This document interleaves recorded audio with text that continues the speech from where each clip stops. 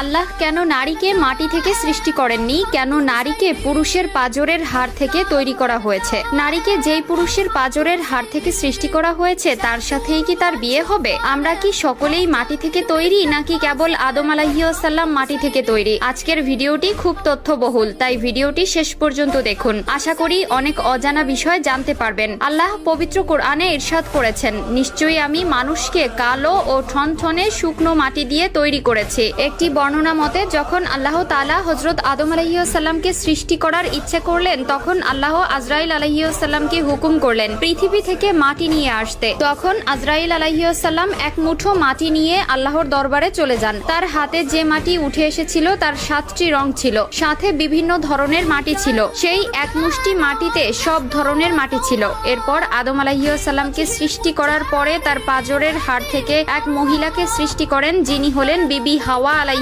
সালাম। বিবি হাওয়া দুনিয়াতে আগমনকারী প্রথম নারী ছিলেন। হযরত আবু হুরায়রা রাদিয়াল্লাহু তাআলা আনহু হতে বর্ণিত, মহানবী সাল্লাল্লাহু আলাইহি ওয়াসাল্লাম বলেছেন, যে ব্যক্তি আল্লাহ ও আখিরাতের প্রতি বিশ্বাস রাখে সে যেন তার প্রতিবেশীকে কষ্ট না দেয় এবং নারীর সাথে সৎ ব্যবহার করে। নারীদের সাথে তোমরা খারাপ আচরণ করো না, কেননা নারীদেরকে পুরুষের পাঁজরের বাঁকা হাড় থেকে সৃষ্টি করা হয়েছে। পাঁজরের সবচেয়ে বাঁকা হাড় হচ্ছে উপরের অংশ।